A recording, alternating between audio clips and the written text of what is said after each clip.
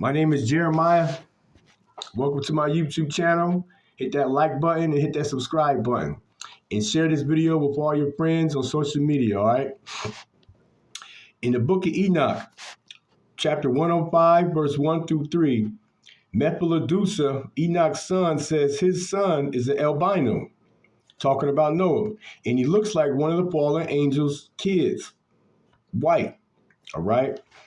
Also in Enoch, in the book of Enoch, it says that Noah had 3 sons. One was white, one was black, one was red. The book of Enoch is very noteworthy and trustworthy because all the prophecies in the Old Testament are in the book of Enoch. The book of Enoch is also very relevant because he prophesies about everybody in the Bible that's main important from Adam all the way to Jesus.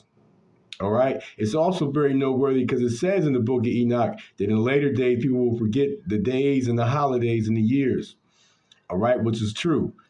So you got to watch a YouTube video called The Book of Enoch Explained. All right. So now, whether you believe that the fallen angels' kids were giants, right? Or that the fallen angels' kids were white and giants. Or maybe when black people ran to white people in the ancient days, there was the first time seeing them and they thought they was fallen angels. Either way, it says that the white people were giants, all right? So now, trying to move it along, if you trace all DNA back to a source, right? But the Rh negative gene just pops up out of nowhere. All the giant skeletons have Rh negative gene. 85% of people on this earth have a Rh positive gene. And so that means 15% of the whole population on the whole earth have a Rh negative gene. It just popped up out of nowhere. They can't find out where it came from.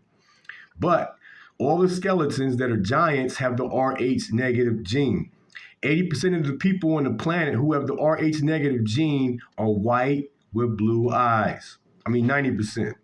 All right. Also, all indigenous tribes around the world all have the same exact story of white giants with red hair. So the giants were white with red hair. These were the fallen angels' kids. It's 3 million different indigenous tribes around the world. They all say the same thing, that there was white giants with red hair.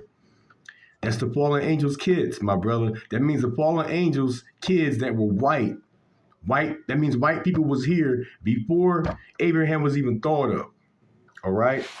Scientists have discovered skeletons that are 8,000 years old of white people. All right?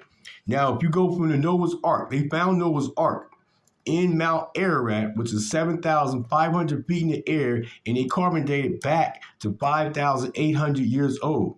That's only 6,000 years old. That means it was white people before Noah's Ark. Boom. All right. Now, if you take the Arab people surrounding Israel and you take their DNA and you test their DNA with the skeletons of the ancient burial sites in Israel, they will have about 40% of the same DNA. Now, if you take the Jews, the white Jews' DNA, and you test their DNA with the same Israelite skeletons that are the ancient Israelite skeletons in Israel to this day, they're 25% the same DNA. It's a fact. I'm going to put in the link in the bio where you can check this out at. Now, if you take the DNA of the Ethiopian Jews and compare it to the ancient Israelites that are in Ethiopia with the Jews, Israelites, skeletons, you will find out that they're 80% of the same DNA. All right. Also, in the Bible, it said the Samaritan were half Jews and they were intermarried through other people, but they lived with the Jews. All right. Now, if you already know that the Greeks enslaved Israel and intermarried with them. So whenever you intermarry with people, if you take black person and a white person to intermarry, what do you have? Light skin. All right. Then the Romans came and conquered them too. So if the light skin, if some of them were light skinned, let's just say 1/10 of the Jewish people were light skinned because the Greeks intermarried with them, right? In slavery, right? Then those 1/10 got enslaved again that was light skinned. What happens when a light skinned and white person have a baby? The baby gonna come out white. All right.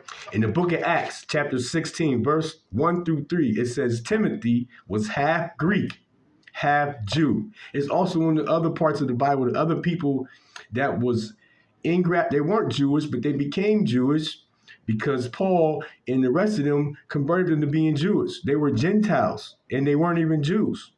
All right. Some people try to say they were Jews, but they were Gentiles. That's impossible. A Gentile means they don't have the bloodline of the Israelites. Also, if they were Jewish and they were already Jewish, well, how are you going to convert a Jewish person that's already Jewish? All right. So now, also in the book of Songs of Solomon, chapter 5, verse 10, it says, "My beloved is white and ruddy." It means Solomon was white. Exodus chapter 12, verse 38, it says, "A mixed multitude came up out of Egypt with the Israelites." It's also like every time the Israelites got the land back in Ezra, let's see, turn the page. In Ezra chapter 1, verse 1 through 11, it says in chapter 2 and 3, it says a mixed multitude came back with them. And they don't know the genealogy, but they were Jews too. All right. Boom. Moving along.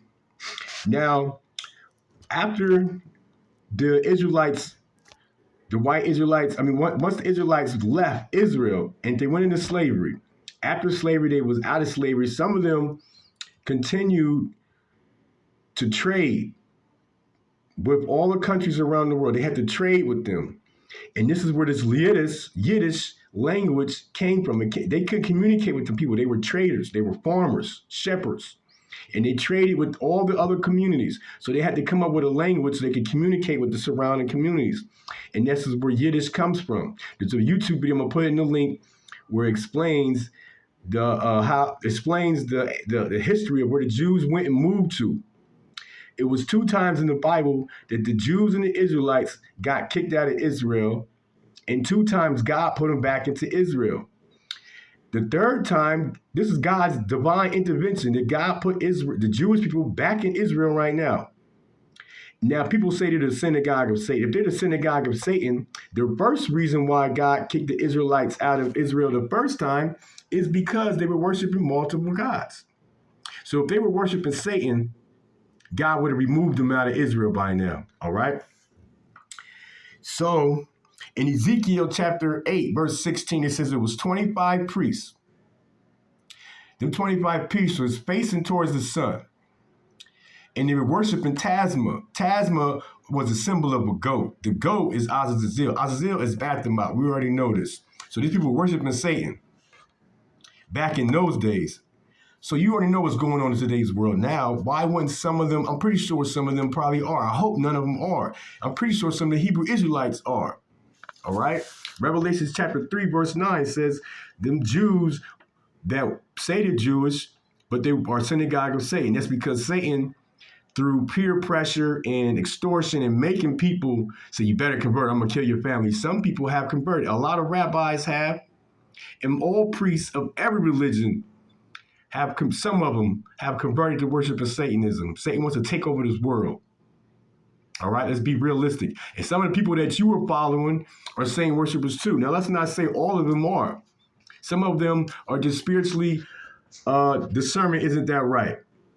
And people go from what they was taught from their friends and family and peer pressure. And people want to belong to a group. But it says to come up out of them, my people. In the book of Ezekiel, chapter 37, verse 15 through 20, it says, God tells Ezekiel, grab 2 sticks. On one stick, write Judah. On the other stick, write Israel. When I read the scripture, God said, bring Judah and Israel together. I said, how you want me to do that? He said, what is Judah's nickname? Judah's nickname is the Jews. And right now we have white Jews. Right now we have black Israelites. You bring the 2 names together, you get Jewish Israelite. Because 1, I'm not racist.